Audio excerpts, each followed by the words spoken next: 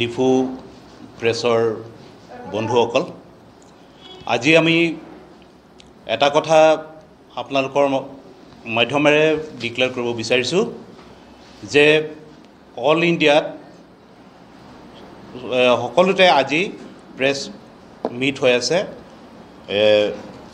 আমাৰ কংগ্ৰেছৰ 2024 লোকসভা ইলেকশ্যনৰ বাবে আমাৰ গেৰেণ্টি কাৰ্ড, ইয়াত আমাৰ 5টা ন্যায় আছে। এই 5টা ন্যায় আমি আজি সকলোতে অল ইণ্ডিয়াত এইটো প্ৰেছ কনফাৰেঞ্চ কৰি আছোঁ। এই ন্যায়টো 5টা ন্যায়, সেইটো 5টা ন্যায় এনেই হোৱা নাই। 5টা ন্যায় সেইটো কাৰণে আমি জাৰি কৰিবলগীয়া হৈছে। ৰাহুল গান্ধীজী কন্যাকুমাৰী টু কাশ্মীৰ আৰু মণিপুৰ টু মুম্বাই, এইটো ছেকেণ্ড ফেজ ভাৰত জোড়ো ন্যায় যাত্ৰা ছেকেণ্ড ফেজ কৰোঁতে আৰু ফাৰ্ষ্ট ফেজ কৰোঁতে পাব্লিকৰ পৰা যিটো আমি সমৰ্থন পাইছোঁ বা পাব্লিকৰ যিটো ভইচ, এই পাব্লিকৰ ভইচ শুনি পেলাই আমি এইখিনি আমি জাৰি কৰিছোঁ এই 5টা ন্যায়। এই 5টা ন্যায় হ'ল, প্ৰথম আছে ইয়াত যুৱকৰ প্ৰতি ন্যায়, যুৱকৰ প্ৰতি ন্যায়, অ'ৱে কিমিয়াটো মাফান ন্যায়। ইয়াত প্ৰথম আছে, প্ৰথম বছৰত 1 লাখ টকাৰ মাননিৰে প্ৰতিজন শিক্ষিত যুৱক যুৱতীলৈ প্ৰথম নিযুক্তিৰ গেৰাণ্টি। আৰু 2 নম্বৰ আছে মহিলাৰ বাবে ন্যায়, প্ৰতি বছৰে 1 লাখ টকা প্ৰতিজন দৰিদ্ৰ পৰিয়ালৰ এগৰাকী মহিলাৰ বাবে গেৰাণ্টি। তাৰপিছত 3 নম্বৰ আছে কৃষকৰ প্ৰতি ন্যায়, ঋণ মাফ, স্বামীনাথন আয়োগৰ পৰামৰ্শৱলী কাৰ্যকৰী কৰাৰ গেৰাণ্টি। আৰু 4 নম্বৰ আছে শ্ৰমিক ন্যায়, অতি কমেও শ্ৰমিকলৈ 400 টকাৰ মজুৰি, MNREGA নামনিসহ গেৰাণ্টি।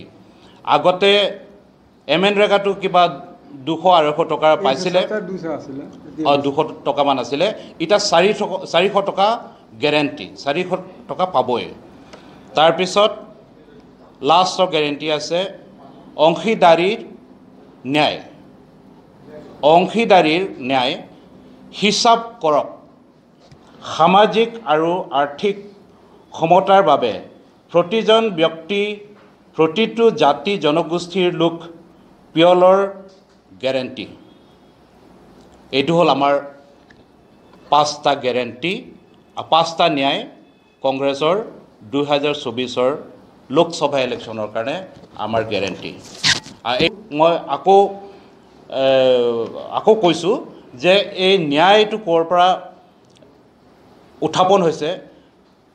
ভাৰত জোড়ো যাত্ৰা ৰাহুল গান্ধীজী কন্যাকুমাৰীৰ পৰা কাশ্মীৰলৈ, আৰু ছেকেণ্ড ফেজ ভাৰত জোড়ো ন্যায় যাত্ৰা মণিপুৰৰ পৰা মুম্বাইলৈকে যিটো যাত্ৰা কৰি থাকোঁতে পাব্লিকৰ পৰা যিটো আমি ফিডবেক পাইছোঁ, সেই কথাখিনি ইয়াত ডিমাণ্ড কৰা হৈছে। আৰু স্পেচিয়েলি আজি মই ইয়াত কাৰ্বি আংলং ডিষ্ট্ৰিক্ট কংগ্ৰেছ কমিটিৰ ফালৰ পৰা ক'ব বিচাৰিছোঁ, কাৰ্বি আংলঙৰ কাৰণে আৰু এটা বোনাছ গেৰাণ্টি, 6টা গেৰাণ্টি হ'ব কাৰ্বি আংলঙত। সেইটো হ'ল ইমপ্লিমেণ্টেশ্যন অফ আৰ্টিকল 244A। আমাৰ ইণ্ডিয়া এলায়েন্সৰ চৰকাৰ অহাৰ লগে লগে 244A ইমপ্লিমেণ্ট কৰা হ'ব। ৰাহুল গান্ধীজী নিজেই ভিডিঅ'ৰ যোগেদি সেইটো আগতীয়াকৈ 2021 MLA ইলেকশ্যনৰ সময়তে তেওঁ এই কথাখিনি ক'লে। আৰু পুনৰ বম্বেতো তেওঁ এই কথাখিনি ক'লে যে ST য'ত সংখ্যাটো বেছি হ'ব তাত শ্বেডিউল এৰিয়া কৰা হ'ব বুলি কৈছে। শ্বেডিউল এৰিয়া মানে আগতে এক্সিষ্টিং শ্বেডিউল এৰিয়াবিলাকত 6 শ্বেডিউলবিলাকত আপগ্ৰেড কৰা হ'ব। সেইটো হ'ল অট'নমাছ ষ্টেট। Thank U.